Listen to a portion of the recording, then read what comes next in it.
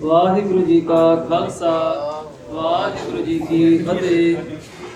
So how's everyone doing? Good. Pretty good. Well, you guys enjoying the snow?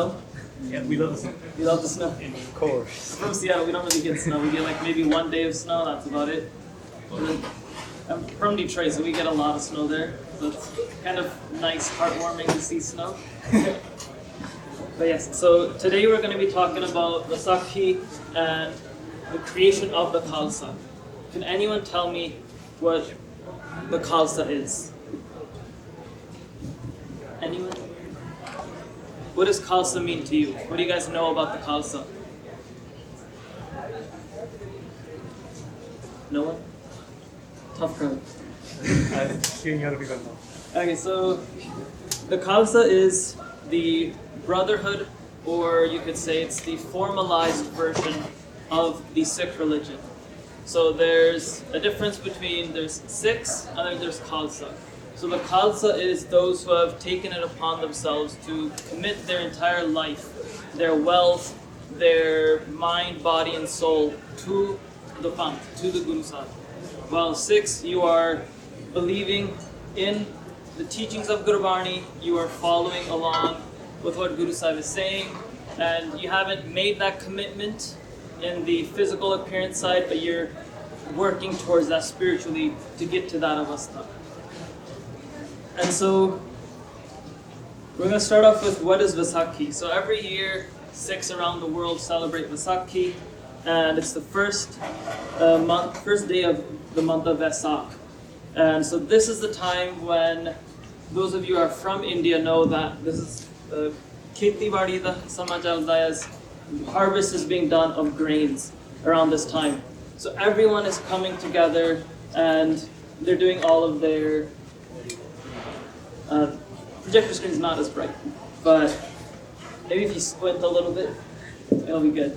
But so for Vaisakh is when the harvest of grains are done, and so now over the summer they're going to start preparing. In Punjab, most of the time people harvest chawl or rice, and then in the winter time they do grains. So our whole wheat flour, different types of flour. And so Guru Sahib felt that this was the best time because right before Vaisakhi we have Holi. So all of the people are coming together, they're celebrating that festival. And so Guru Sahib, for that festival and holiday, they said, Auran ki Holi mama ka hola. So the Hindus and the other religions, they're practicing their Holi, they're practicing their colors, they're throwing colors at each other and whatnot. But the Khalsa is going to practice for war. The Khalsa is going to be practicing for the battle. And not just the physical battle, but also the internal battle as well. And so they said during this time of Holi, so it's about 2-3 weeks before the month of Vaisakh starts, the Khalsa would come together and they would do mock battles, they would do Simran together, they would read Gurbani together to build up so they can fight their inner enemies and the outer enemies as well.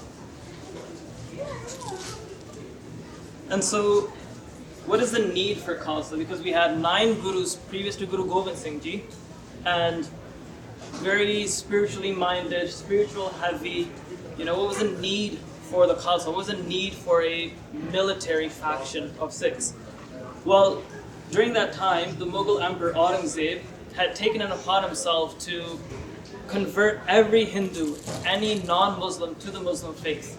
So he was going out and destroying mandirs, he was attacking pandits who were teaching the Veds and their Sanskrit Pasha and all of the other granths that they would teach, and forcing Hindus to give up their tilak and their janeu.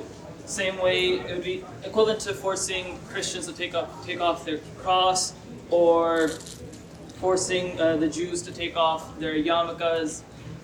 Same way for Sikhs taking off, the stara and their turbans.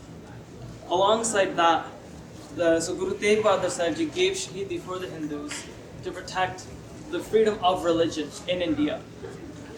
And when Guru Sahib gave their Shahidi, the Mughals asked around, "Koi hai Sikh? Is there any Sikh here who can claim the body of their Guru?" And it's quiet. No one is talking. No one's saying anything. And the Mughals who know, oh, this guy's a Sikh, they'd be like, oh, you're a Sikh, come take your Guru's body. And they'd be like, no, I'm not a Sikh, you're misunderstanding, don't look at me. And so Bhai Jatta Ji and Bhai Makhan Shah Lobana, they take Guru Sahib's sarir. So Makhan Shah Lobana, they take Guru Sahib's body, he takes it to his house, and he does, basically cremates it, agunpates it with his entire house. He sets his house on fire, and basically that's how he does sanskar, he does the last rites of Guru Sahib's sarir. And then Bhai Jatta Ji, they take Guru Sahib's head, their cease, to Anandapur Sahib. When they get to Anandapur Sahib, Guru Gobind Singh Ji asks Bhai Jatta Ji, what happened there? Tell me what you saw, what happened. What happened there? What actually went through? Did no one stand up against this injustice? And Bhai Jatta Ji starts to cry a little. And Guru Sahib says, Jatya, khol ke das, clearly tell me what happened there. Just give it to me, honestly, straightforward, be honest. What happened? And Bhai Jatta Ji says that no Sikh stood up. You couldn't tell the difference, but who was a Sikh, who was a Hindu, who was a Muslim. There was no difference between any of them. The Sikhs became cowards. They ran away in fear. They would say, I'm not a Sikh. They basically gave up Sikhi. And Guru Sahib started to get teary-eyed. And Guru Sahib said that, from this day forward, I will create a panth that stands out in millions. Even if you want to hide, you won't be able to hide. And we see that with our Dastana. And so we'll talk about that a little bit later. But another reason why there was a need for the Khalsa was the Masans. So these were middlemen who had taken over the authority, that they felt that they owned the religion. They had gotten so egotistical that they wouldn't even let Guru Tegh Bahadur Sahib Ji enter Guru Darbar Sahib. They said, you can't enter, because we're the pradhans here, we're the leaders here, we're the ones in charge. They locked the gates. They said, you can't enter. They wouldn't even let Guru Sahib come there. And alongside that, there was a problem with caste. The caste system has always been a problem in India. And during that time, even though society was progressing, it was improving, Guru Sahib was creating all of these cities, but they realized that caste was still a big, big problem. Your caste determined the amount of respect that you got, the amount of dignity that you got, the amount of knowledge that you could get. Everything was based around your caste. And if you weren't the upper class, you got nothing. You were treated poorly. And the upper class, even if they did the worst things, they were treated like kings. They were worshipped, because that's how that system was built. And so Guru Sahib then started to slowly work on building the mission of the Khalsa. And from this, they didn't take anything new. Nothing new came out of this. This was mission ideas that were in place from the previous 9 gurus. And the first one was having everyone has a right to food. Right? We have langar. Langar has been around since Guru Nanak Dev Ji's time, and it's continuing all over the world. Millions and millions of people are being fed every day all over the world because of this ideal. The next is freedom. Regardless of faith, religion, wherever you are, you get to practice these. Everyone gets food, everyone has the right to live and not be oppressed. You get the freedom to do what you want to do.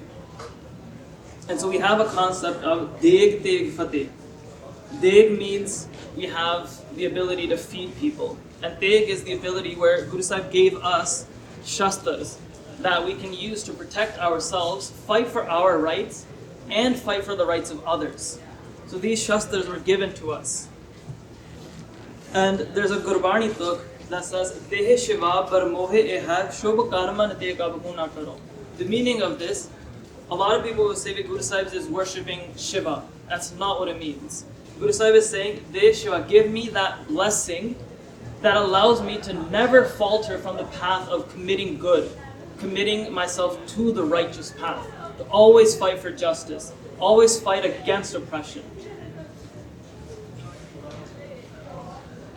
And I mentioned before that Guru Sahib said he will create a panth, a religion that will stand out in millions. Even if they don't want to be recognized, they will be recognized. And we can see a picture, you may be able to see a picture, of 2 Sikhs from the World Wars. I'm not sure which World War, most likely World War One. So these are Sikhs in Europe. They have their huge dastana on top, and these Sikhs, when they walked through Europe, anyone and everyone knew that they could come up to them and they'd be safe. Even the Nazis that were fighting against the Sikhs, they knew that if they were caught by the Sikhs, they would be safe, they would be fed, they wouldn't be tortured. And there's countless stories of, the Sikhs taking over alongside the British armed forces, taking over Nazi encampments, and the Nazis, the British would let's torture these people, let's kill them. And the Sikhs said, no, you're not allowed to do that. They had such a high moral standard that they said, no, just because they've been caught, we can't do anything to them because they don't have any arms, they don't have any weapons on them. So we're not physically allowed to attack them because our Guru doesn't allow us to do that. And we won't allow you to oppress them. And the British were shocked. They're like, these guys are killing millions and millions of people, and you're just gonna let them do what they want? And the Sikhs were like, no, we're not gonna let them do what they want. We're gonna fight against them. But they're prisoners right now. We're not gonna fight them.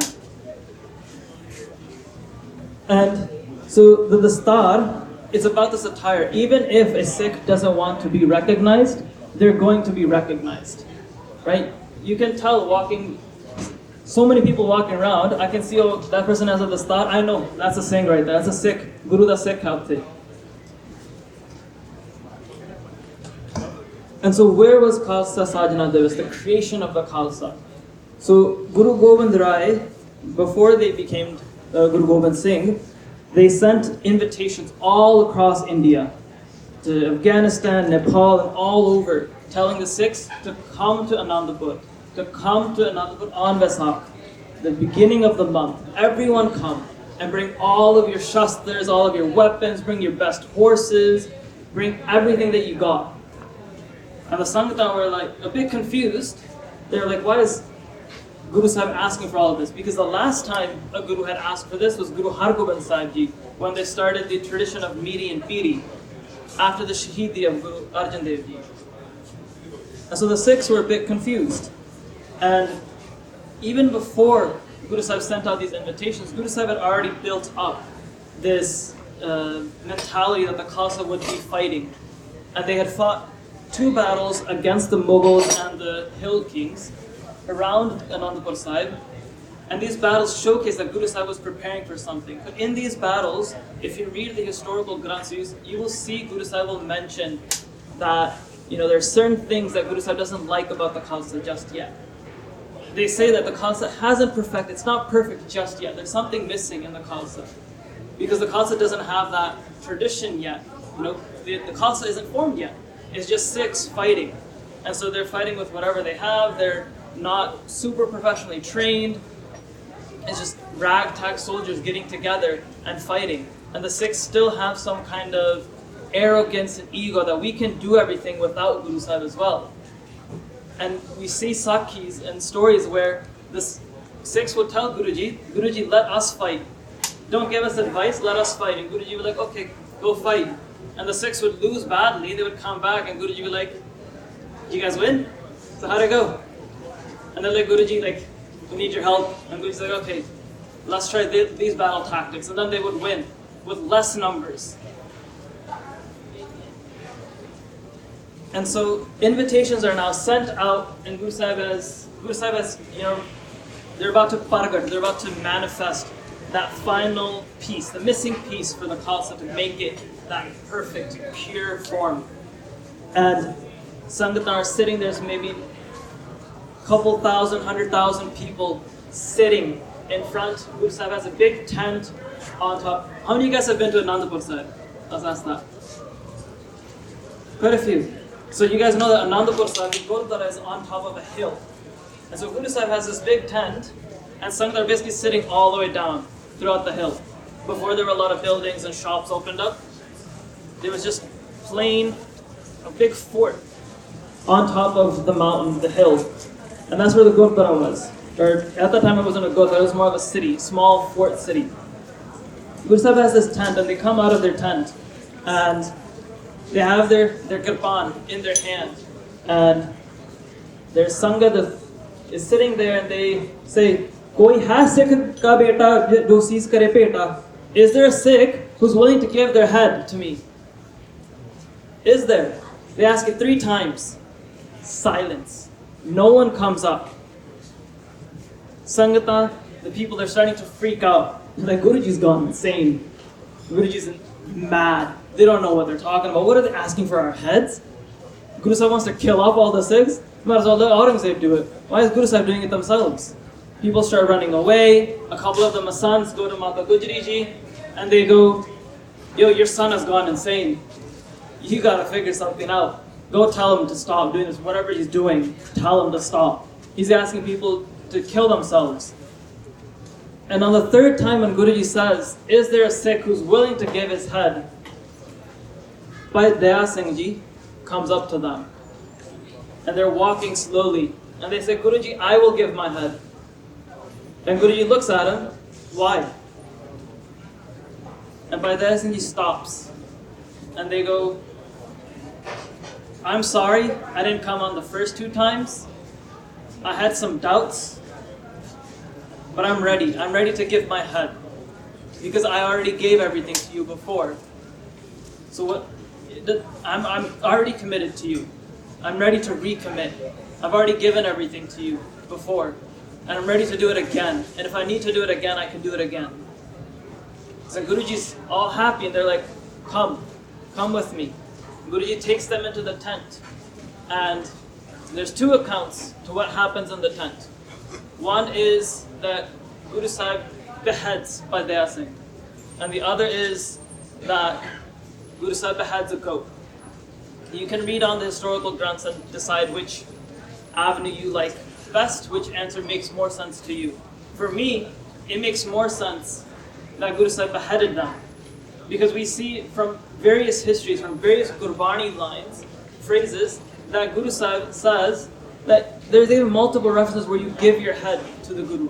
You're giving your head to the Guru. You're surrendering yourself. And when you've already given that, does it really matter if you die? And from recent history, there's a Sakhi from Shaheed Bhai Fauja Singh Ji. They go to the Panj Pyare, they want to take Amrit. And the Panj Pyare ask, Guru Sahib gave up his family. They sacrificed their father, their mother, their kids. What are you going to sacrifice? Bhai Fauja Singh Ji, without thinking, goes, I will sacrifice myself, my body. And the Panj Pyare go, prove it. Prove it to us. And Bhai Fauja Singh Ji says, well, there's a train nearby. I know when the train comes, I will go lay on the rail track. I'll kill myself. But I want this Amrit. I will prove to you. The Panj Pyare said, go for it. Do it. Bhai Fauja Singh Ji goes, walks over to the train track. The Panj Pyare send a Singh behind him to make sure that he follows through. And then before the train comes, a couple seconds, pull him off. Bhai Fauja Singh Ji lays down on the rail, and train is coming.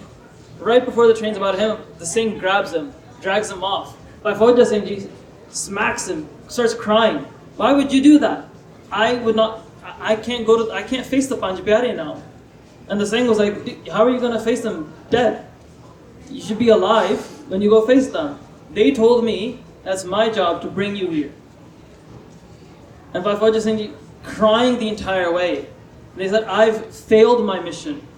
How can I face the Panj Pyare? When they go in to face the Panj Pyare, one of the Singhs that did Panja Pyare di Seva, he said, Bhai Fauja Singh Ji came in like this. They said, I can't even show my face to the Panj Pyare that I failed in my mission.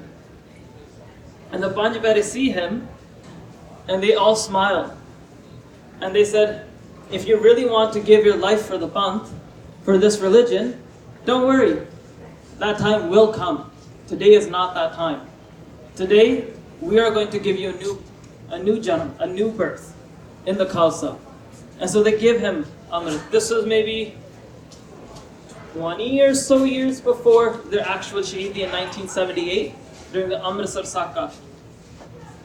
And so we see that these Sakhis, the Sikhs, were willing to give their lives, give their heads before they even took Amrit. Because Guru Sahib had over the years, over those 2-3 decades, had built up this mentality that the Sikhs are going to be ready to die for themselves. Before, it was Sikhs were giving up just their egos. But Guru Sahib was like, now you're going to give everything up for the Panth, to protect others, to fight for righteousness. And so, after Bhai Daya Singh Ji, then Bhai Taram Singh Ji, Guru Sahib keeps coming out asking for heads. Bhai Himmat Singh Ji, Bhai Mohkam Singh Ji, Bhai Sahib Singh Ji. By this time, almost 50% of the Sangat had ran away. They were like, Guruji has gone insane. We don't want anything to do with this. They all just like, Guruji's insane. Why would they kill us? We're their Sikhs. I thought they loved us. And so Guruji brings out all 5 Singhs out of the tent. They're all dressed in blue. Sangat is shocked at this. They're walking out, and one account says that Guru Sahib basically came out, the Panj Pyare came out without heads. They're walking dead bodies. They're coming out. Some say that Guru Sahib left the bodies in the tent, or Guru Sahib and a couple of other Singhs sat the bodies up and put the heads in their laps while they prepared Amrit. And how did Guru Sahib prepare that Amrit? So Guru Sahib takes a big sarabalo iron bata, big bowl, and they take a khanda. So khanda is basically a big sword, but the blade is straight up, it's double-edged. And so Guru Sahib is taking that, and they're taking it in the bowl, and they're reading Gurbani. Can anyone tell me what Barniya that they read in that Amrit? The Panj Barniya. So the Panj Barniya are Japji Sahib, Jap Sahib, Tav Prasad Savaiye, Chaupai Sahib and Anand Sahib. And while they're preparing this, some accounts say that Guruji is, patase are put into the Amrit Bhatta at the beginning. Some say that Guru Sahib had the patase put in 2 Barniya in.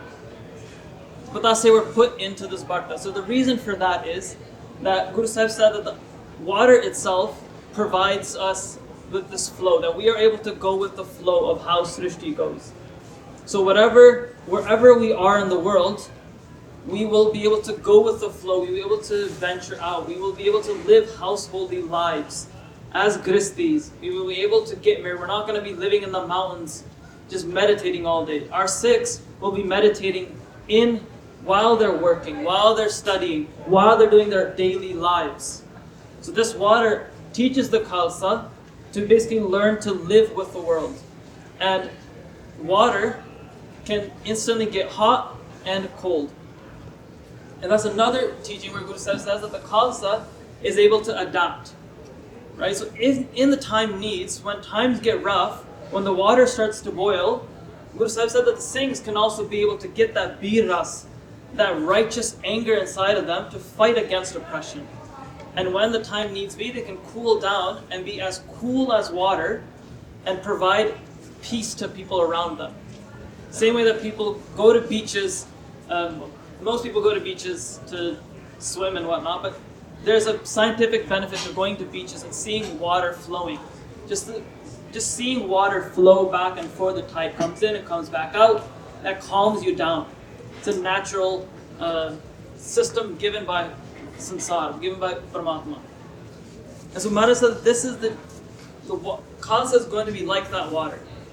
And then Mata Jito Ji, they put the patase in, and Guruji smiles and said, my Khalsa will have such beautiful, sweet vocabulary, they will never be harsh to anyone. Even in their anger, they will be sweet.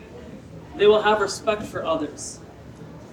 And we see a lot of people that they have just a habit of swearing all the time, even after they've taken Amrit. And one thing that Ghost Sikhs always told me was the reason for that is because they didn't actually pay attention what was going on. They didn't understand what was happening during that Amrit Sanchar, when that Amrit was being prepared. So they have continued to live their lives as if they were living before. But if they understood what that Amrit was that you have died and Guruji is reviving you into a new life. So you are now basically living as if you are the Guru, because Guru Sahib gave gurgaddhi to the Khalsa. And Gurbani says, Mitha bolada ji har sajjan swami mora.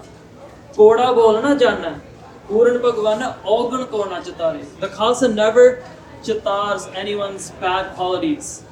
Like, oh, like, you must be really stupid because you failed on your exam. You should study more on your PEMDAS or whatever, right?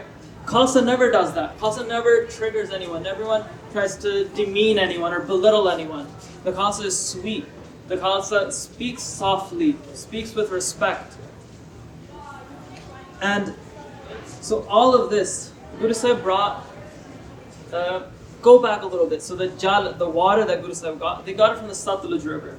And one thing that I've heard from Kathavachiks and Gyani Singhs is the reason why the water was brought from the Satluj River, because of the 5 rivers in Punjab, the Satluj was the most calm river.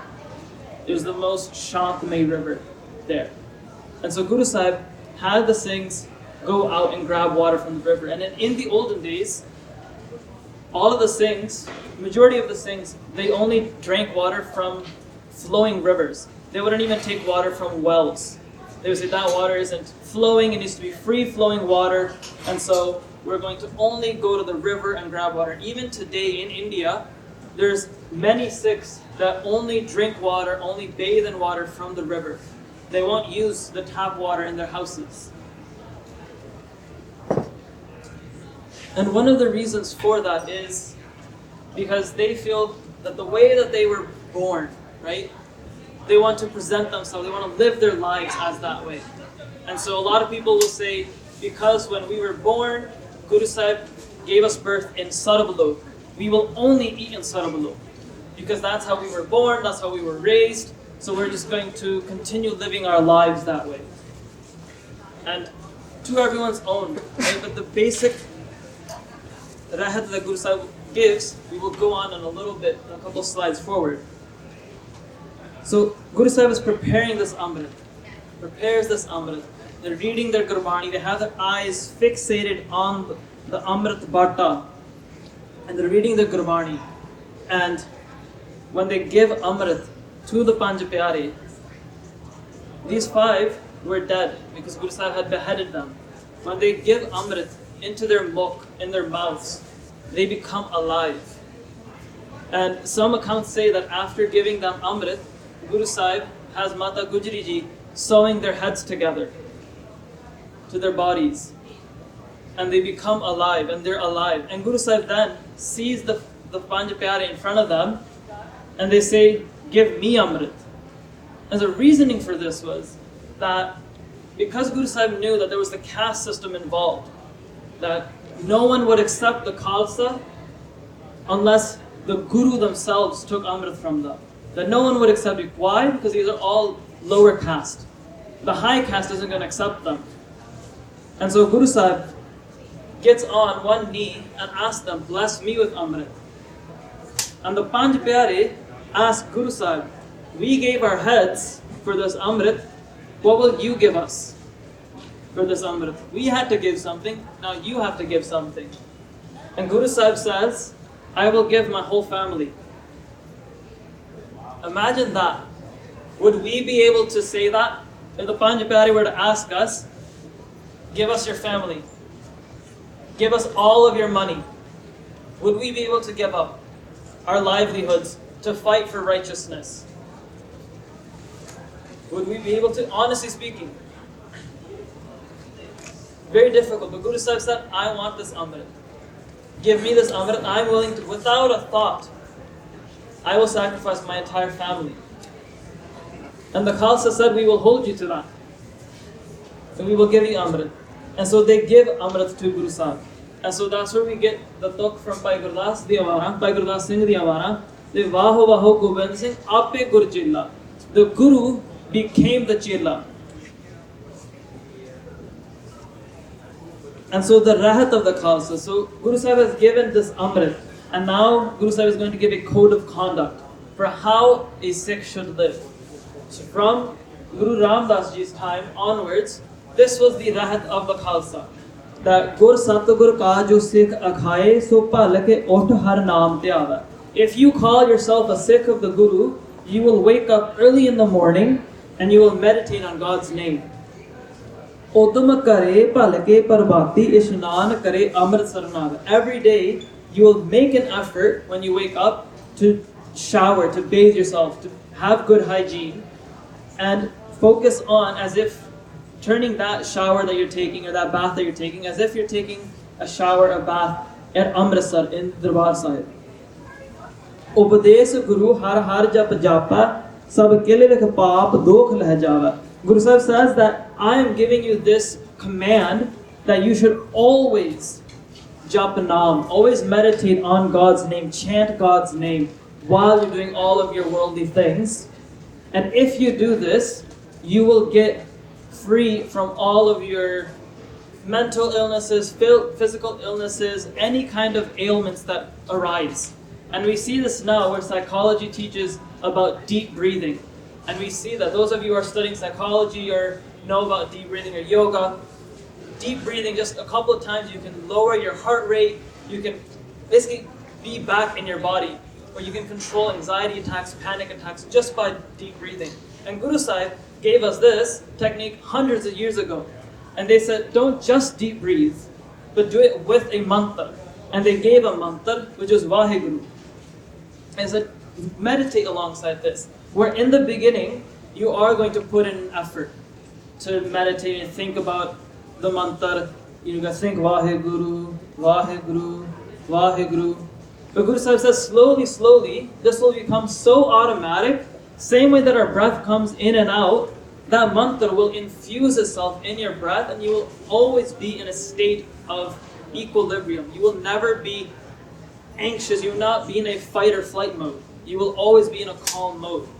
And when you're in that calm mode, you can help others be calm as well. You can help others be at peace as well. So when we go meet saints, we say, oh, I felt at peace. Or when we go to the Gurdwara, I felt at peace. Or I'm in Sangat, I felt at peace. It's because of those vibrations are compounding together and giving us that peace. And then Guru Sahib says, Fir chade divas gurbani gaava, behedya uthdya har naam te aava. That when the sun starts to rise, then you start your nitnem, your Panjabani in the morning. That's when you start reading your Gurbani. And then uthdya behendya, torde firde, when you're walking around, you're sitting, you're eating, you're doing whatever, you're meditating on God's name, you're thinking about God. You're bringing God into your life. And then, Jo saas gras dhyaye mera har har, so gur sikh guru man pava. That those Sikhs that meditate on God's name with every breath, those Gur Sikhs are the most beloved to me. And there's many different techniques to doing meditation, to chanting, but Guru Sahib has specifically mentioned this is the one that I like the most. Guru Sahib, this is the one that's most beloved to me. And the reason for that, as I mentioned before, is that psychological benefit, that deep breathing allows you to control your heart rate, lower it, and be at peace, be calm. And then, Jisno Dayal Hova Mera Swami, Tis Gur Sikh Gur Upadesh Sunave. Guru Sahib said that only those that I have looked at, I have or have come into my presence, I will give this command to them. So it's not for everyone. It is for everyone, but Guru Sahib says they must come to me. This Upadesh overall applies to everyone. Good hygiene, waking up early, deep breathing, meditating, trying to control our emotions. That applies to everyone. But Guru says that if you're a Sikh of the Guru, if you call yourself that Sikh, I'm a Sikh of Guru Nanak, Guru says that you better follow these rules. That if you don't, you're not a Sikh. You're just an everyday person. And then Jana Nanak Tood Mangate Gur Sikh ki jo aab japa avara naam japava. This goes back to the concept where Guru Sahib took Amrit from the Panj Pyare, from their Sikhs. Guru Sahib says that Guru Nanak, I am asking for the dust of those Gur Sikhs that meditate on God's name and help others meditate on God's name as well. And so this was the rahat that Guru Sahib gave. First 9 Gurus gave. Then Guru Sahib introduced more commands onto this. So they added the Panj Kakars. ਕੱਛ ਕੜਾ ਕਿਰਪਾਨ ਕੰਗਾ case ਕੀ ਇਹ ਪੰਜ ਕਕਾਰ ਰਹਿਤ ਧਰੇ ਸਿੱਖ ਸੋਏ. This is by Chopa Singh Ji's Ratnama. So they said that the panj kakars for a Gursikh is that he wears a kashara. This kashara is for Jatasata, meaning you have control over your genitals organs. You have control over yourself. You have control over your body. That you don't just run after lust. You don't run after whatever is there. You have that self-control over yourself. Kada is an iron bangle that Guru Sahib gave us. And this is basically a nishani. It's a reminder that we are basically slaves of God.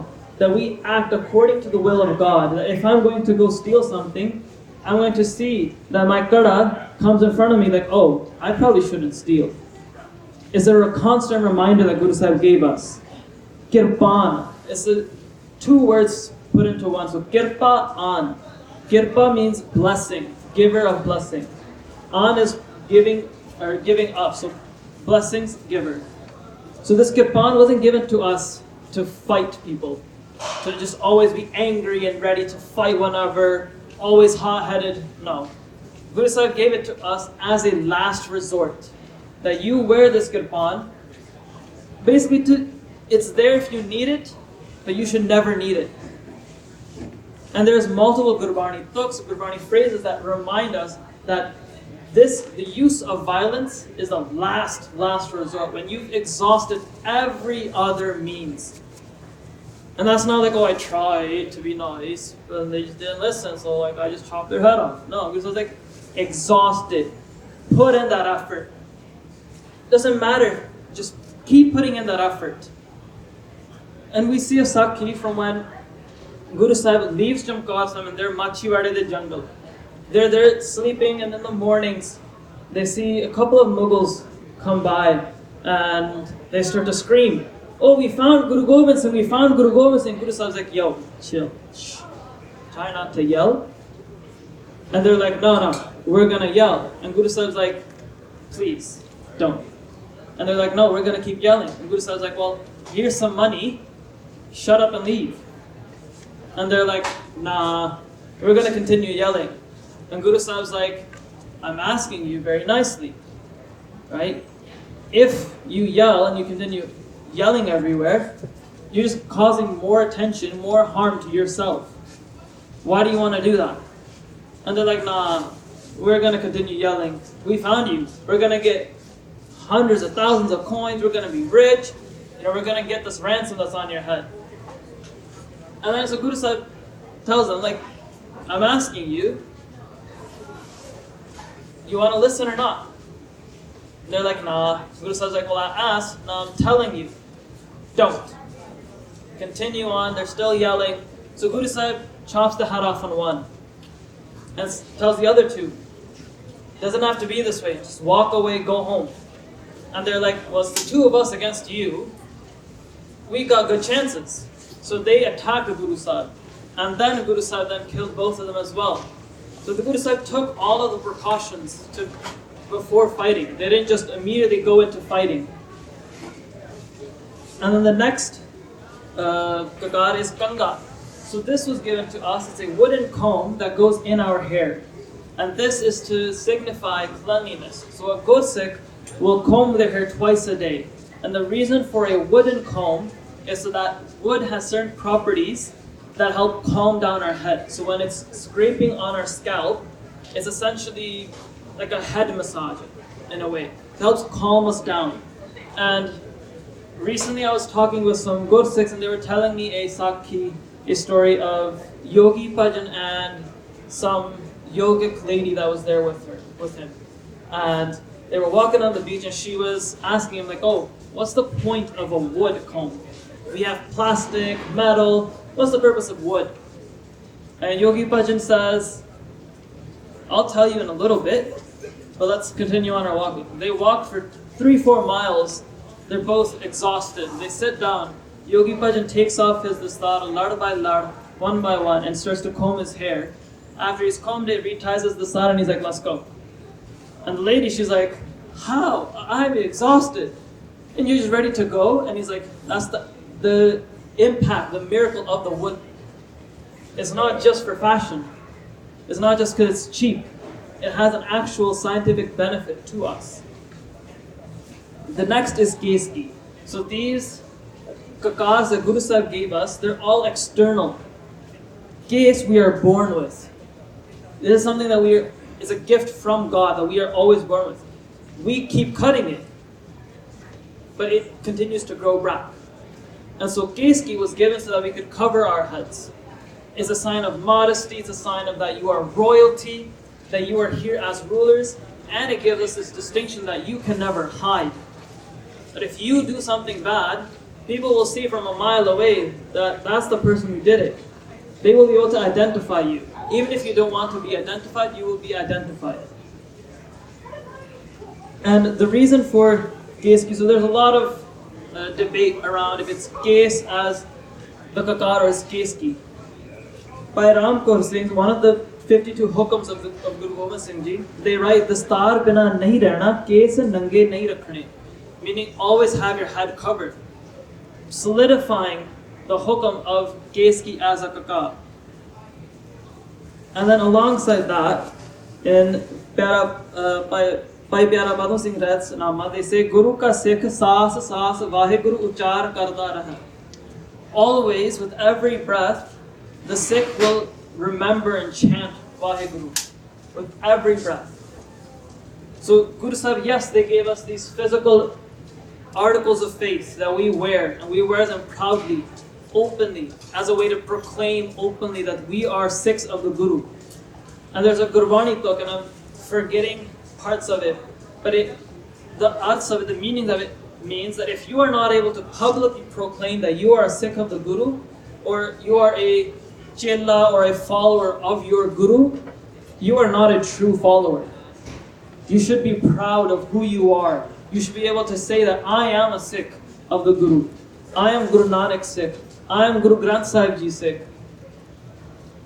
And so they gave us these Baharliya Rahta and the inner rights.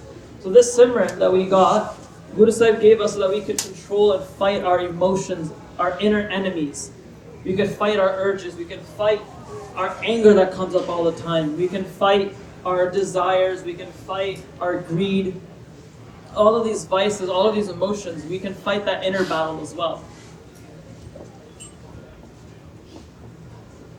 In Sarvalo Granth, Guru Sahib writes that there are certain qualities that he wants a Sikh to have.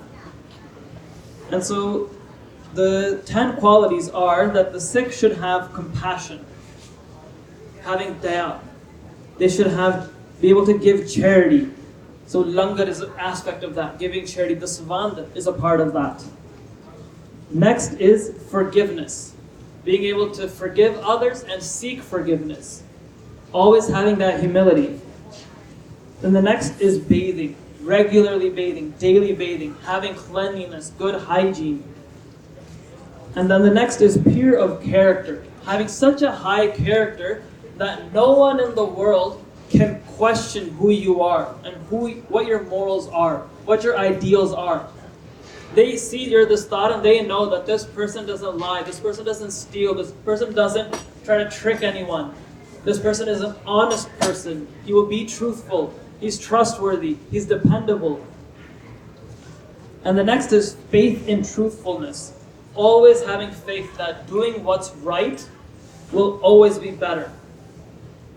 There are certain times when we think, oh, I'm alone, something bad is happening, I'll just ignore it or walk away. But Guru Sahib says, no. Every time that you get, every moment that you get to stand up for the truth, you stand up for it. And you don't hesitate. You stand up. The next is accomplished in practice. The meaning of this is whatever study that you're doing, whatever, if you're learning music or you're studying philosophy, studying law, or you're doing kirtan, or you're doing akhand parthi seva, or anything that you're doing in life, you become accomplished in it. That the Khalsa is going to be the best of the best. That we are not just, people who sit in the mountains all day. We're not just people who get by. We are people that strive for perfection, to be the best of the best in our fields. And we see the Sakhi from Bhai Singh Ji, when they were telling us this, that the Sikh Federation in the 70s and 80s, even in the 60s, that Sant Kartar Singh Ji Pindrawale had told their son, Bhai Amrik Singh, that you're the president of the All India Sikh Student Federation, you need some asuls, you need some rules on how the people in power in your federation should abide by. And Bhai Amrik Singh says, tell me what those rules should be. And Sant Kartar Singh Ji says that if someone wants to hold a position of power, they must be nitnemi, they must do their nitnem, they must be amritari. And the next one, when I heard this, I was shocked, because I would not be able to do that. And they said that person shouldn't fail a single test. And when I heard it, I was like, guess I'm not holding any position of power.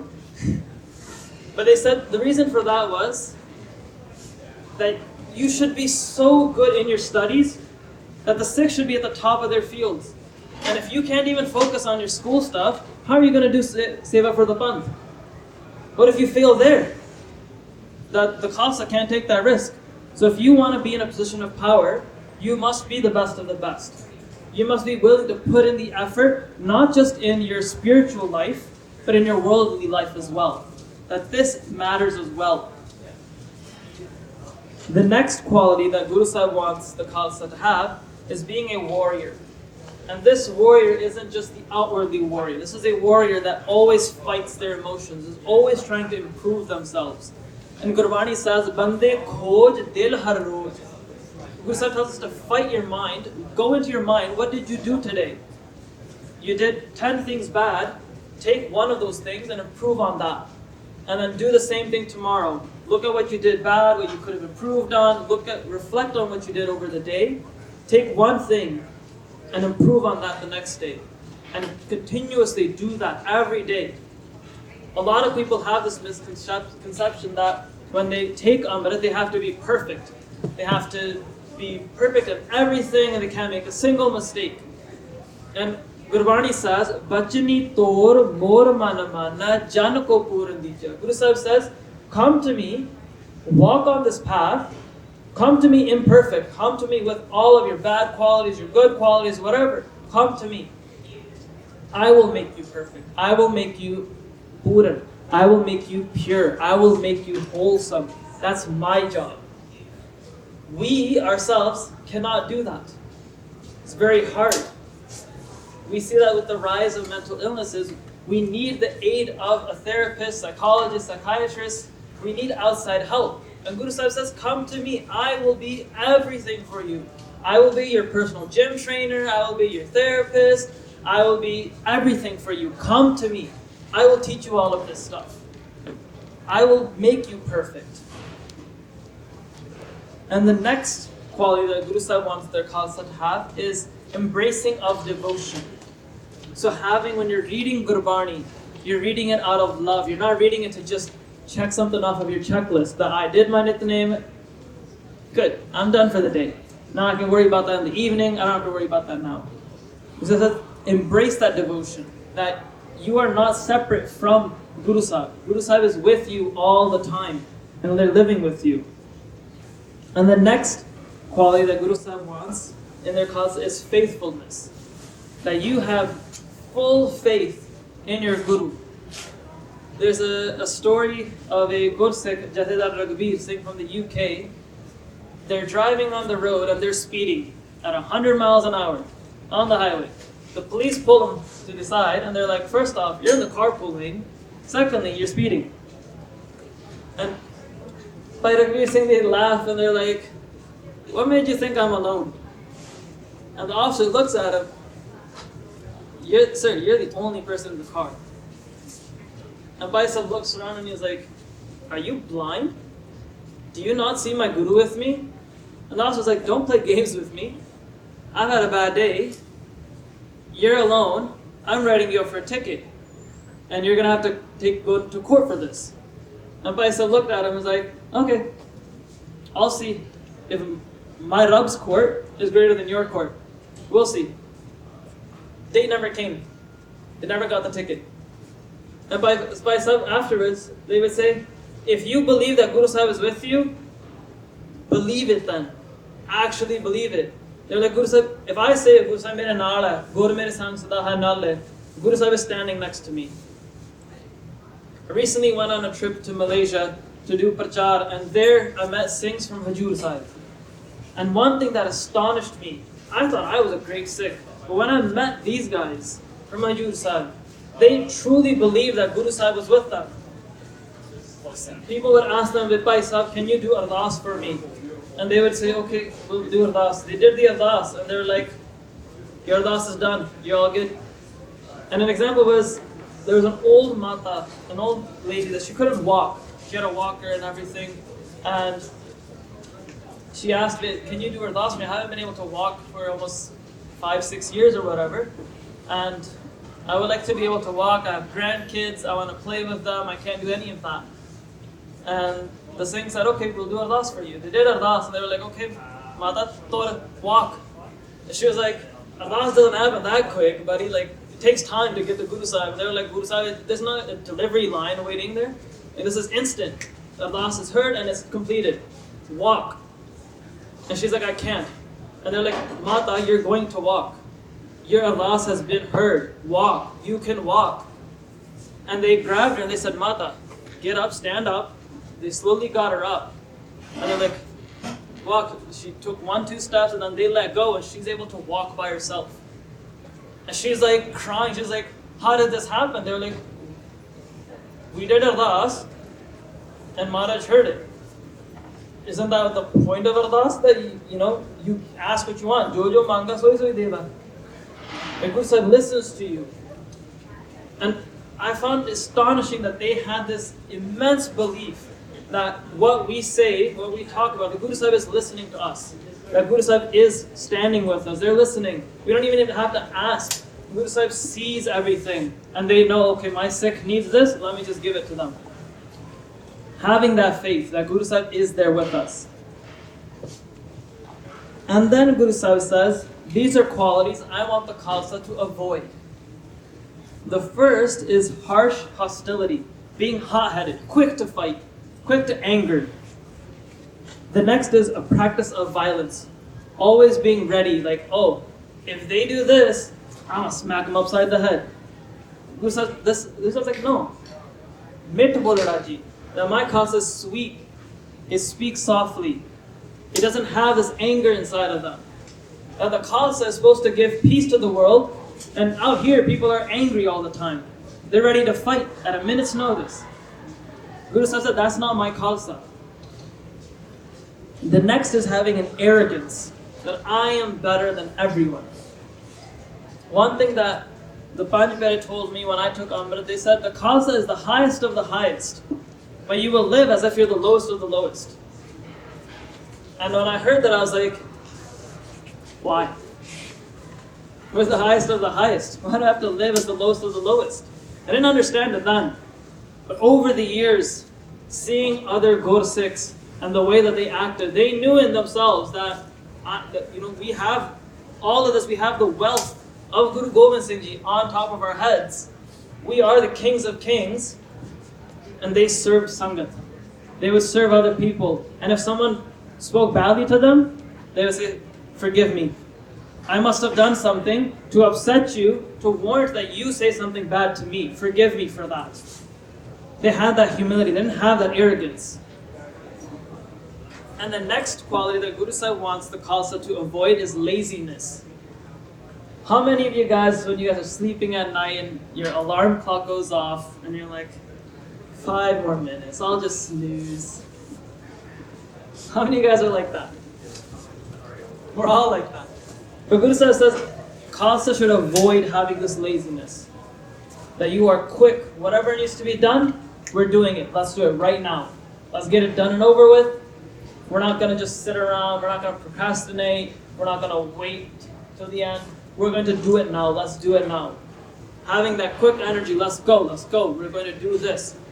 Khalsa is someone that accomplishes something. And the next is frugality. Being cheap. Where there's a need for the panth. You're not looking at, langar vich milk is expensive, let's just avoid making kheer and cha. And let's just avoid dahi, we'll just make mungi masrani dal and call it good, the cheapest thing that we can make. Guru Sahib says, no. My Khalsa will go out, will go above and beyond to get the best for the world. For all of their seva, they will do the best. They will put in that effort. They will put in that money. And when you put in that money, Guru Sahib will give it back to you tenfold because they know that you did it from a Sharda Bhavna. And Guru Sahib will make sure that the Khalsa never runs out of money. They will always continuously give you money. Even though a lot of you are students, some of you are older, you know, living paycheck to paycheck, working multiple jobs, it is difficult. And Guru Sahib says, if you give your daswand, I will make sure that you will never run out. That 90% of money that you have never runs out. That 90% becomes 900%. You will have money. Just trust Guru Sahib. Believe that Guru Sahib will give and give out your daswand. The next is being cold-heartedness. Can anyone tell me what cold-heartedness means? Anyone? You guys gotta talk. Hanji? Hanji? Without empathy. A little bit louder. Wholehearted means without empathy. Yeah, without empathy. Having no empathy for someone. Just always being angry at people, not caring about anything, not having any compassion. And so if you see someone struggling on the side of the road, or someone is crying around you, you're just like, whatever, their loss. No. Guru Sahib says you're going to go over and ask them, yo, what's wrong? What's going on? How can I help? You have that empathy. You're able to understand other people's sadness. You don't want to see other people sad. You want everyone to be happy. And the next is being foolish. And not in the sense of like playing jokes or anything. It's being foolishness when it's time for you to be serious. So where there's katha going on, or you're at the Gurdwara Kirtan is going on, and you're out there watching the Liverpool versus Manchester United game on your phone, or you're there on TikTok, or you're on Twitter, or whatever. You're being foolish. You're not taking into account what's serious at hand and what am I doing. But you're in a lecture and your professor is talking and you're not paying attention. You're on your phone playing games, or you're just watching movies on Netflix. You're just not paying attention. That's foolishness in that sense. That what the task is at hand, you are doing something else. Guru Sahib says that's foolishness. The next is wearing dirty clothes. And so we see Guru Sahib repeatedly talk about good hygiene. And we see this during COVID when we had to wear masks, hand sanitizing, washing our hands, being cleanliness, good hygiene to protect ourselves from COVID and other diseases. Guru Sahib gave us these rahats from the beginning, that the Khalsa needs to be wary of this, that there are diseases that transmit through water, through our clothes, that we should be careful of that. We need to be careful about what we wear, where we wear it, and how we're living our lives. You're always washing your hands. One thing that, when I was in college, I had a Muslim friend, and he would tell me that when they would go into their masjid, they would wash their hands and feet up to their knees, up to their elbows. And I was like, that's something we do too, but not really seen that often. And he's like, you can't enter in their darbar without doing that. We have people standing there making sure that you're washing your face, your hands, your legs, your feet, that you're clean when you go in to worship. And I was like, we've been told that as well, but I don't see many people do that. And then when COVID came around, everyone was washing their hands. And I was like, wow, the government tells you to do something and you listen. But when your guru tells you to do it, out of common sense, you don't do it.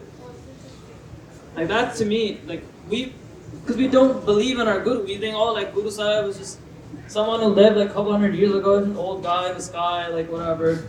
They're just, you know, they're just sitting there, all of them, blah, blah, blah, blah.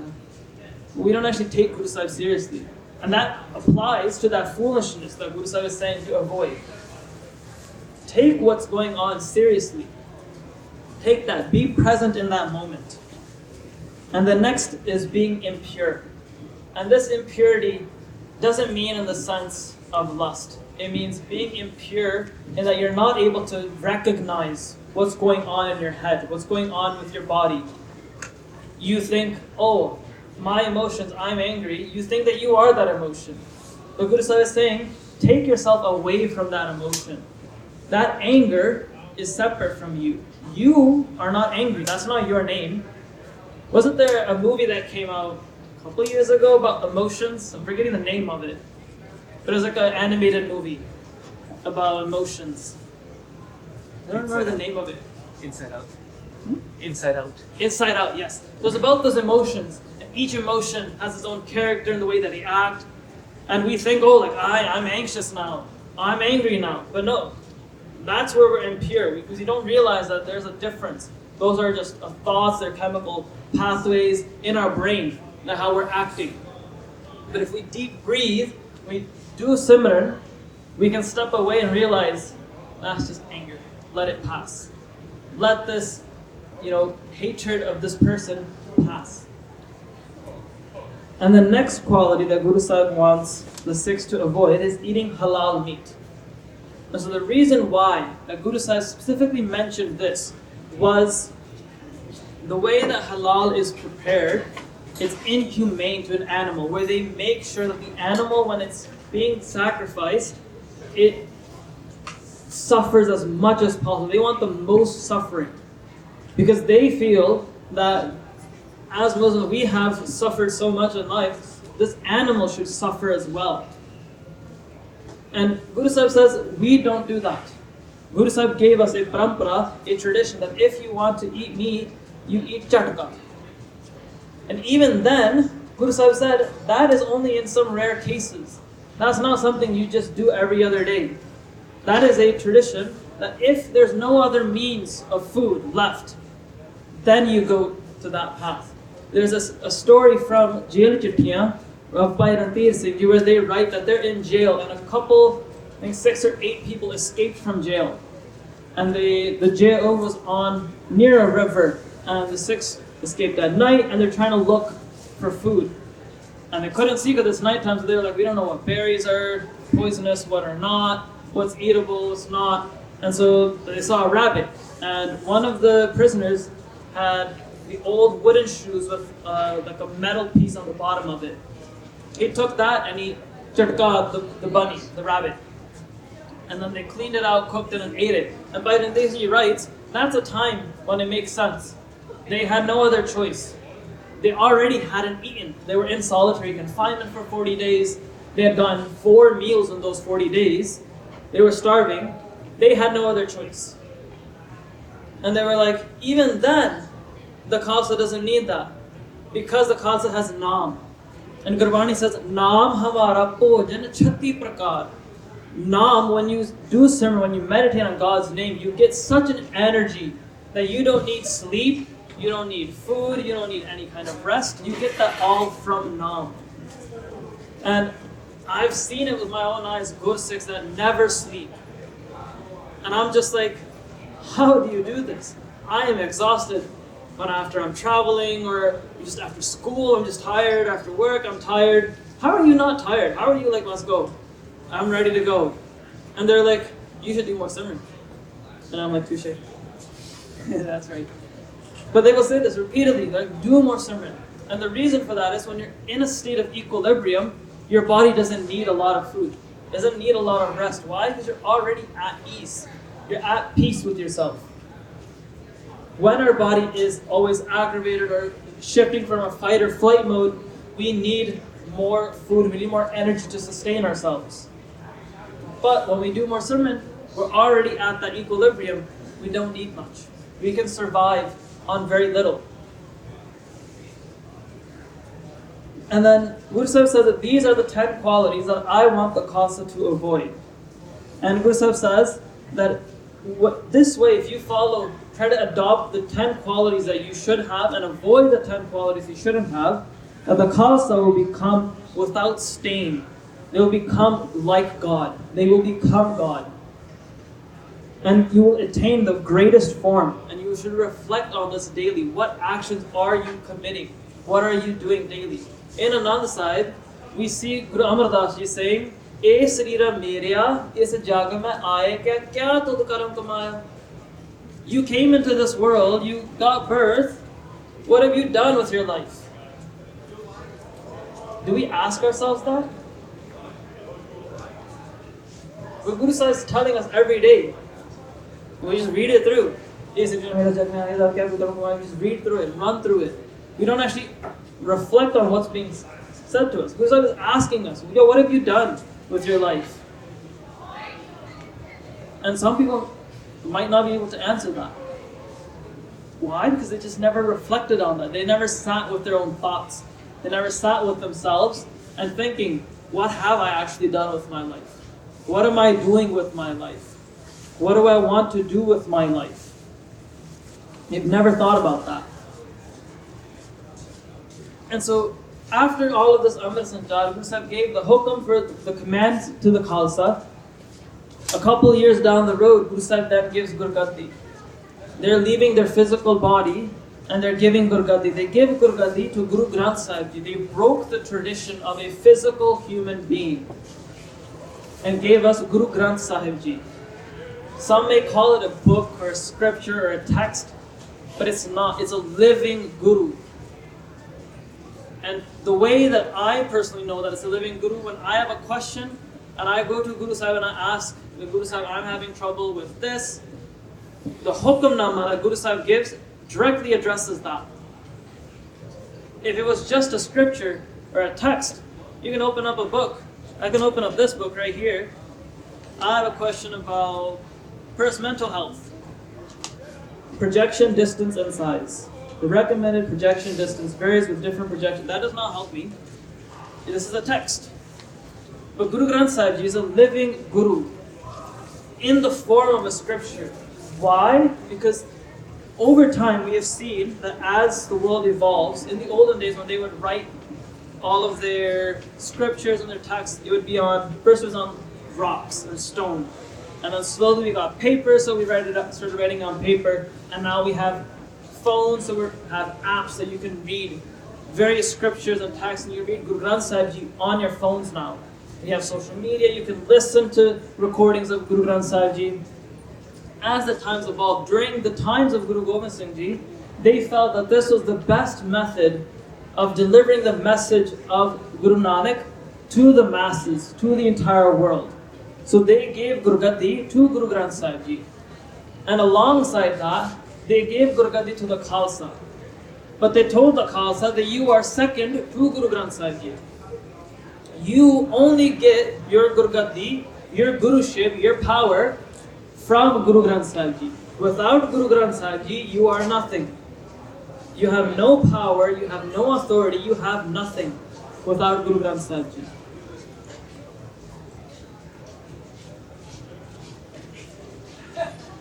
And so Guru Sahib tells the Khalsa that my Khalsa should remain distinct. Take upon these tukars, these rahats, and live your life. Be niyara, be independent, be sovereign, live your life as distinct human beings, and I will give you everything of mine. I will give you all of my spiritual kamai that I did, all of my meditation, all of my wealth, everything that I have will be given to you. But if you fall on the path of others, if as a Sikh you start going down the wrong path, Guru Sahib says, I will never do anything for you because you are not my Sikh. And some people will say, oh, what if I make a mistake? Does that mean it's over for me? Am I done? No. So Guru Sahib, with all of this Amrit Sanchar, they gave a trick, a little tip, that if you make a mistake, you can ask for forgiveness. One of the qualities was, a Khalsa will ask for forgiveness. They will give forgiveness and ask for that forgiveness. And many times I've seen people where they will make a mistake and they will ask for forgiveness, but they've never forgiven themselves. So their entire lives, they live that I made this mistake. But it's like, the Panch Pyare forgave you, why haven't you forgiven yourself? What's going on that you're not able to forgive yourself? If the Guru has forgiven you, if God has forgiven you, you need to learn to forgive yourself. And how do we do that? So you would either go to mental health therapists, you can go to professionals and seek help. Or you can come to the Guru and say, yo, I know you forgave me. How can I forgive myself too? Because if I can't forgive myself, I can't move forward. I'm going to be stuck in this. And if I can't forgive myself, I'm more prone to making the same mistake.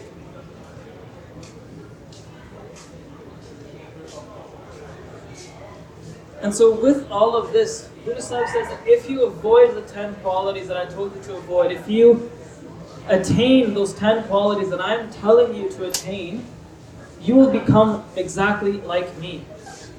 There are Gursikhs, when you see them, you think, that's Guru Gobind Singh Ji. When we see a picture of Sant Jarnail Singh Ji, we think, oh, Guru Gobind Singh Ji the Sikh. We see that, oh, they were totally 100% just like what their Guru told them to be. And they nibad it. They embodied that. We should look at ourselves, that if someone were to look at us, someone were to look at me, would they think of Guru Gobind Singh Ji, or would they think of Jasvant Singh? Or would they think of someone else? Or would they think something bad of me? That's another aspect of Guru Sahib telling us, Bande khoj dil har roz. Every day, look at what we're doing. What are we doing in our lives? What actions have we committed? And after all of this, Guru Sahib gives one more update. I know, they give more and more updates. But this is, when you come to the Guru, how do you enter? How do you present yourself to the Guru? And Guru Sahib says, aap vich pyar karna. So have love with everyone, regardless of who they are, where they come from, what is their background, etc., etc. Have love for everyone. Even if you hate them, love them. Show them that love. When you see them, smile. I remember when I was in school growing up, we were told like, oh, smile makes everyone happy. Just a smile. And see kids these days, they get angry when they see someone that they had a fight with yesterday. They're like, and I'm just like, that's not how I was. I don't know what they're teaching in school these days. But that was something like the golden rule: treat others how you want to be treated. If you want to be respected, you treat others with respect. You give them double respect. And Guru Sahib is saying, aap vich pyar karna. Love everyone, and that includes ourselves as well. And then sangat hatyar ban ke darshan avana. That when you come into the sangat, bring your shastras. And you will see Nahang Singhs, when they do prakarma, they walk to the right side and do prakarma. And the reason for that is they say that Guru Sahib inspects our shastras. Guru Sahib wants to see what shastras we have on. So that's why we walk this way. And so there's always a debate. I always hear at Gurdwara, oh, what's the right way to do prakarma? And I'm like, walk whatever way you want. Right? If you're a Khalsa, you're going to walk this way. Why? Because you want to show off. Guru Sahib, look, I got a new shastra. Guru Sahib, look, I got a new shastra today. It just came in. I got it. You want to show Guru Sahib. You have that prem, that pyar with Guru Sahib. Yeah, you're that Guru Sahib's friend. Guru Sahib is your friend, you're Guru Sahib's friend. And there's nothing wrong if you want to walk the other way. Guru Sahib will still see your shastra. But Guru Sahib said, come into the Sangat with your shastras. Wear the best kapade that you have. I know anti-to what we hear, oh, ਬੀਬੀਆਂ ਦਾ ਧਿਆਨ ਕੱਪੜਿਆਂ 'ਚ ਹੀ ਆ, ਉਹ ਵੀ ਬਿਨਾ ਪਾਇਆ ਨੇ ਇਹ ਪਾਇਆ, ਬੰਦੇ ਨੇ ਉਹਦੀ ਪੱਗ ਆ, ਉਹ ਪਟਿਆਲਾ ਸ਼ਾਹੀ ਹੈ, ਉਹ ਵੱਟਾਂ ਵਾਲੀ ਪੱਗ ਬੰਨੀ ਆ, ਉਹਨੇ ਗੂੜ ਪਰਨਾ ਬੰਨਿਆ ਆ. ਸਾਡਾ ਧਿਆਨ ਇਹਦੇ ਵਿੱਚ, our focus is on this thing. So Guru Sahib says, yeah, wear the best clothes. We're kings of kings. We dress the best. We are the best. We're royals in this world. We are kings of kings. You should be well dressed. You should be well maintained. And that goes back to having the kanga. Kanga dono vakt kar paag chune kar bande. Twice a day, you are combing your hair. What does that mean? That you're taking care of your appearance. How do I look? You're taking care of that. You're setting your dadi. You're setting your beard. You're taking care of your kapade. You're making sure they don't have any lint on them. You're making sure everything's clean. You want to be presentable. When we go for interviews, for jobs, we dress up. Why is it that we dress up there, but we don't dress up when we come to the Gurdwara? And so recently, I heard, came over yesterday, that there was some prachar done here at the university over wearing a kirpan over your clothes. And to me, it's astonishing because growing up in Detroit, we had issues where we had to fight for our kirpans. We'd go to the school districts, talk to the superintendents. Each school had their own different policies about wearing kirpana. And I thought, that time has passed. That was 15 years ago, 20 years ago. You don't have to worry about that now. But still seeing that it's a problem. And when I went to Malaysia, the kids were telling me that they have metal detectors in their schools, that they're not allowed to wear their kirpana in schools there. It's a Muslim majority country, they can't wear their kirpana.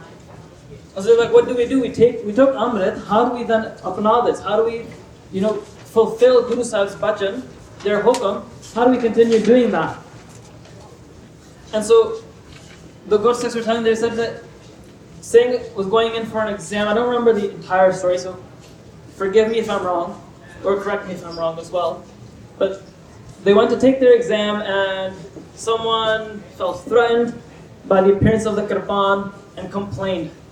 The Singh had to leave the exam. They talked with security officers and eventually became a whole big ordeal. Sikhs are now able to wear their kirpana in universities openly. Is that correct? Openly? I think so. I think the rule, the wording is always, you can wear your kirpana openly, but you're not brandishing it in a offensive or violent manner. So you're wearing it. For us, it's not a violent means. This is a gift from our Guru. Same way that Christians wear their cross, this is our cross. This is our kirpan. This is more valuable than a cross. And so for us, being able to, this is prachar that Guru Sahib says that as long as you stay true to this path, I will make sure that you get everything. And that those Sikhs that fought for the right to wear their kirpana or fought to wear their dastars in Canada, Guru Sahib was there with them, and now Sikhs are able to work while wearing their kirpana, their dastara. They're able to wear barna while they work. This is because they stayed true to the teachings of Guru Sahib. And so, reflecting on the importance of the Khalsa, Guru Sahib says, whoever becomes the Khalsa, I sacrifice myself to them. And Guru Sahib says, Atam ras je janahi so ha Khalas dev. One who knows the true taste of God within them is the true Khalsa. This Amrit that you took from the Panj Pyare, it's not an external Amrit. Gurbani says, No nid Amrit Prabh ka naam, dehi mais ka bisram. That Amrit is already inside of you. This Baharla Amrit is activating that Amrit inside of you. It's transforming your life from within you. Same way that when we plant seeds in a garden, we don't plant the entire flower inside the garden, in the dirt. We plant a seed. The ground manifests that out of that. So that seed is our body. It already has Amrit inside of it. We put it into the ground and we water it, we take care of it, and that manifests those 10 qualities that we should have. It gives us that empathy, that compassion, that forgiveness. It gives us that ability to not be lazy, to be attentive, to be energetic, to always be cleanliness, to always be happy, to always uplift others, to be at peace. That comes from that Amrit.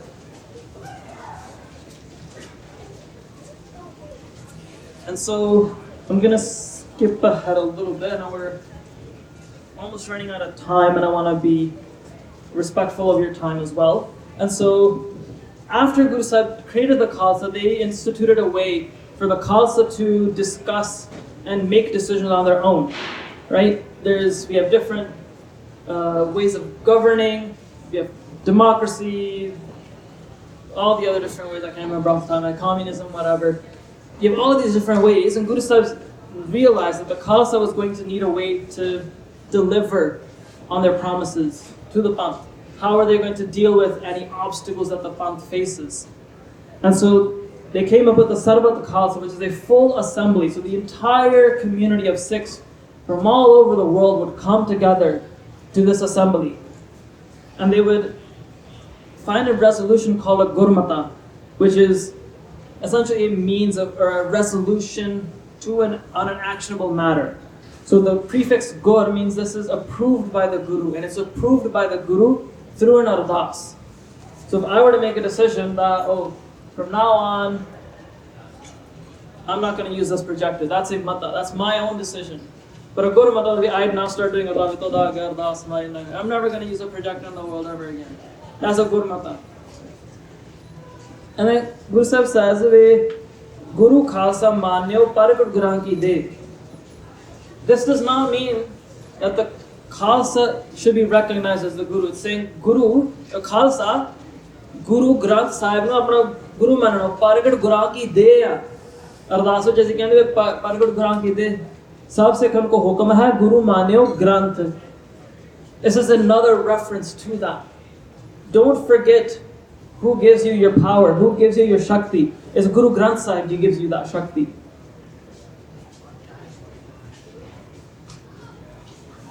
And so the Gurmata system started around Guru Ramdas Ji's time. And the Sikhs would come on Vaisakhi and they would come on Diwali and they would make these decisions. Hanji, question.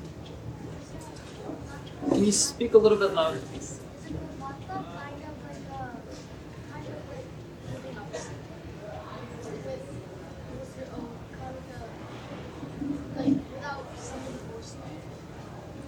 Yeah, so like, let's say me and Virji are having a discussion and Virji is like, we're gonna have poster on every single wall, and I'm like, nah, just one is good. And we're arguing it out, and the Gurmata would be that, okay, let's have one here, one there, places where everyone's gonna be able to see it, let's just not overdo the posters. And so I'm giving something up and they're giving something up, and we come together to find a resolution that helps us move forward. Something that helps us, resolve any conflict that we have and allows us to move forward in a way that makes everyone happy. Some people are going to have to make sacrifices. And some people are going to they're going to have their egos hurt. Like, oh, look, I didn't get my way. He got their way. But no, he didn't get his entire way. He got half of his way and you got half of your way. And you got a full way. And so that Gurmata, and then the 2 Sikhs, and we decided, okay, we're just going to have 3, let's do Ardas. So that way, even if there's any any hatred, no, I'm going to put up 10 more on the side of the wall, just one thing's not going to see it. And then no, Ardas hogi, everyone then respects that decision. Why? Because Guru Sahib now said, okay, that's how much we're doing. And so over the centuries, we saw various times when the Sikhs would come together to discuss various issues that would arise over the Panth. And one was when the Nawabbi was sent to the Singhs. And the Singhs were trying to decide who to give the Nawabbi to, this title of king to. And they got all together, and Baba Deep Singh Ji Honi, Sardar Jasvant Singh Aluwalia, all these other Gur Sikhs from Guru Gobind Singh Ji's time, they're all discussing, and they were like, everyone's like, oh, I want the Nawabbi, give me the Nawabbi. And those Panj Singhs, they were like, let's give it to someone who's deserving of it, who does the seva, who doesn't want this title, and we know that they won't have an ego, they won't have a big head, won't let the ego trip get to their head and everything. So they chose Kapoor Singh. And when they chose Kapoor Singh was cleaning the poop of horses. And they were like, Kapoor Singh, Singha ne bulaya andar, the Singhs have called you inside. They didn't even wash their hands, they just came in, they were like, yeah, what's up? I'm kind of busy right now. And they're like, go wash your hands. He went outside, washed his hands, came back in, and they're like, present yourself to Guru Sahib. So Matha takes, and they're like, we want to give you the Nawabbi. And he's like, give it to someone else, I don't want it. And they're like, no, we want to give it to you. And he's like, but I don't want it. And they're like, as the Panj Pyare, under the authority of Guru Granth Sahib Ji, we are giving you this Nawabbi and you have to accept it. And so he's like, okay, I will accept it, but I have a condition as well. And they're like, what's your condition? And he's like, I want to continue doing my seva. And then all of the Sangha started shouting Jakari. Because that's the type of leader that you want. Someone who's not afraid to get their hands dirty. Right? When you're working, when you're at jobs, you want to work with someone who's a working manager. Someone who's not willing to get into the trenches and help you out. Someone who's not just going to be like, okay, here's what you need to do. Go do it. Figure it out. I don't care how you do it. Do it. It better be done. You want someone who's going to teach you, someone who's going to help you, someone who's going to show you, someone who has humility, someone who wants to see the best out of you. That's the type of leader that you want. Those are the type of leaders that you want leading your Sikh organization. Someone who doesn't care for themselves. Say my Guru Sahib says, I'm so happy letting everything go away. I want the Panth. I want the best for the Panth. And so those are the type of leaders that you want running your gurdwaras, your institutions. Those are the people that you want at the forefront, fighting for you. Why? Because they care not just for themselves, they actually don't care for themselves.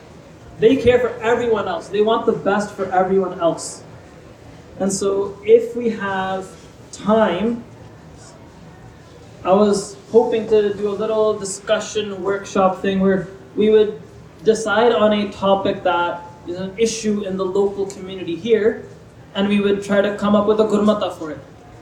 Try to find a resolution. And so the way that the gurmata would work in the olden days, and is continued doing today, is that the Sangat would assemble. So everyone would come from all over, and the Singhs, the Shastrtari Singhs, they were told to leave their weapons in Guru Sahib's Hajuri. They would put the Shastras in front of Guru Sahib, and then they would walk back and sit in Sangat.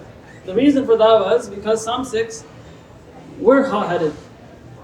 And Guru Sahib knew that not everyone has adopted these qualities, so to avoid any drama, any fighting, you're going to put all of your weapons in front of Guru Sahib. Guru Sahib will take care of them, and you guys can discuss peacefully and have open communication.